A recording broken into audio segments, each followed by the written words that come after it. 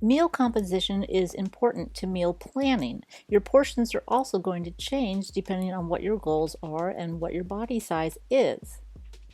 When planning meals, you want to have a nice outline of what you're going to need.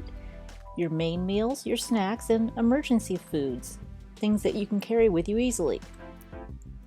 So choosing your components of your proteins, your carbs, both starchy and fibrous, and your fats before going to the grocery store. When meal planning, review your calendar and make a list of the items that you need, especially if you're pre-making your meals. Also factor in what days you might be eating out. So your meal plan breakdown will include proteins, starchy carbs, fibrous carbs, fats that are used in your meal prep along with ones that you can put into your meal, such as nuts or avocados, and of course your snacks and your emergency foods. Meal planning is just like goal setting. You need to plan, implement, and then adapt because not every situation goes exactly as in the diet cycle video. You learn the importance of eating on a schedule. Meal timing actually has more benefits than simply fueling your body.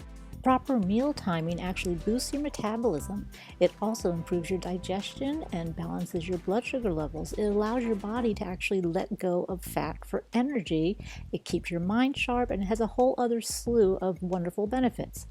So let's talk about how to time your meals. Of course, the first meal of the day should be breakfast. This is the best way to jumpstart your metabolism and get your body ready to burn fat. 3 to 5 hours after that first meal, you should have a snack or maybe even lunch.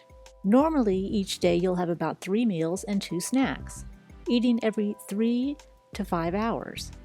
You also want to make sure that you have plenty of water, 48 to 64 ounces, and to limit your alcohol intake so your body can focus on burning fat rather than detoxifying the alcohol through your liver.